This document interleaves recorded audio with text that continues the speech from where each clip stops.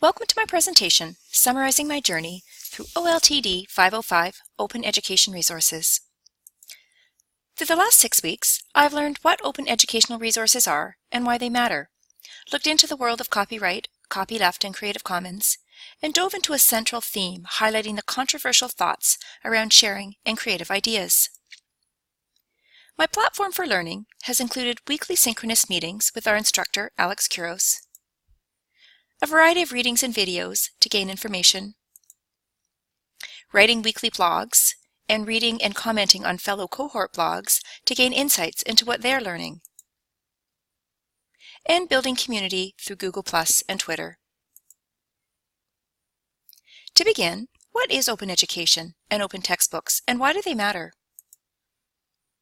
In definition, open educational resources, or OERs, are freely accessible, openly licensed documents and media that are useful for teaching, learning, and assessing, as well as for research purposes. Why does an open education matter? It creates a platform of learning available to more students. Yes, it requires an internet connection and a device, but the advantages are a quality education with resources that are current and constantly being revised and updated. It supports learning without creating massive debt from course tuition, combined with open textbooks, which currently makes higher education more challenging and costly. It's encouraging to see the growing list of educational institutes that have embraced this idea, some offering full programs, others individual courses, resource materials, open content and software, and other materials to support access to knowledge. Unfortunately, all OERs are not created equally. There has been a concerted effort to create guidelines to ensure quality of open education.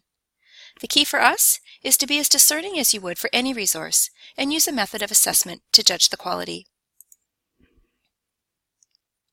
The idea of copyright began in Britain in 1710. Congress enacted the first copyright law in America in 1790. The Copyright Act of Canada was first passed in 1921. Basically, it's a law that gives you ownership of something you've created. Our copyright laws today provide published work a lifetime plus 50 years. Action has been taken to make much-needed changes to the laws. In 2011, amendments were made to the Copyright Act. Bill C-11, titled the Copyright Modernization Act, was passed, recognizing the changes made in incorporating technology and introducing the term fair dealing, providing more freedom with current copyright laws. Numerous people have worked hard to bring awareness and a common-sense approach to dealing with copyright. Aaron Swartz, described by many as a genius, a social activist, and technical whiz-kid, attempted to bring new understanding to our outdated laws. He felt passionately about what sharing information with the world should be. Did he go too far hacking JSTOR? Is what Aaron did so wrong and worth 35 years in prison? Lawrence Lessig, a defender at Aaron's trial, felt the only way to implement real change would be through building a movement of understanding in people. His idea was to create an option for sharing rights, which led to co-founding Creative Commons. Creative Commons is a nonprofit organization which provides a set of copyright licenses that allow people to legally share and use work in order to build a vast reference of free creative works. The license most often compared with copyleft is the attribution share alike, which allows the user to share, mix, and make money, as long as appropriate attribution is given and the license type is maintained. The term open content was brought to light by David Wiley and works in a similar way. Content openness is assessed under the 5R framework and based on the extent to which it can be retained, reused, revised, remixed, and redistributed. If Creative Commons is such a great idea for sharing information, what is the downside? To begin, once you label something Creative Commons, you can't change your mind in copyright.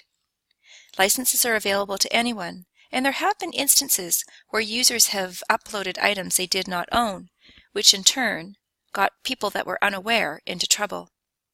There are also instances of individuals consciously stealing or freebooting work for their own purposes. The idea of sharing is an interesting one. For many of us, sharing is something we do when we think we have something worthwhile or that could be of use to others. And there within lies one of the issues. We either think what we have produced is not worth sharing, or the opposite, it's really great, and we put a copyright label on it.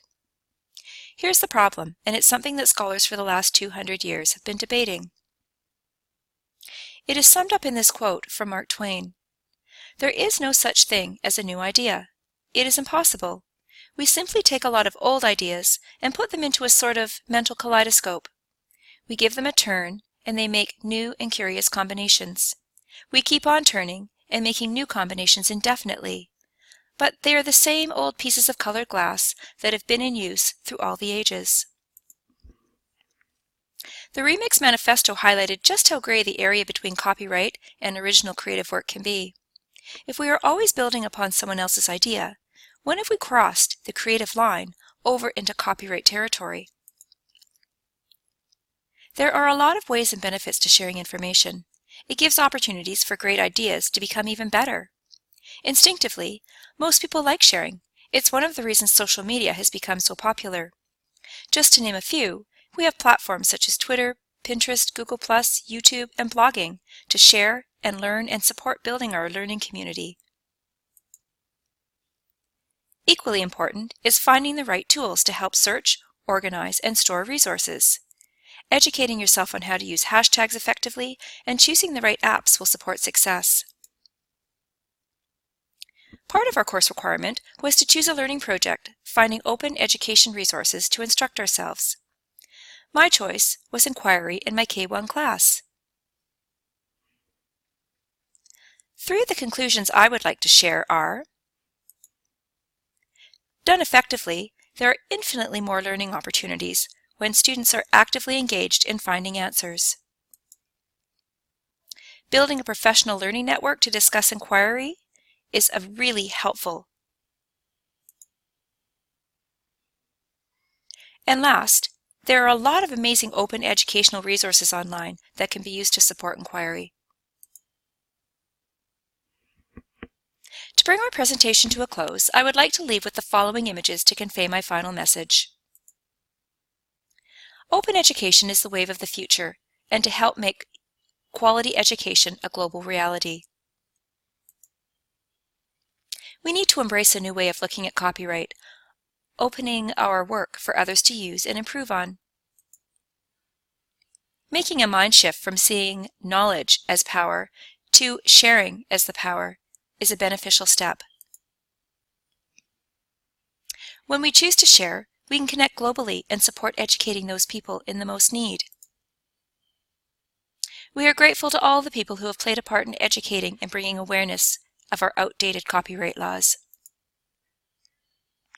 If we all embraced a time to share, imagine what we could accomplish together.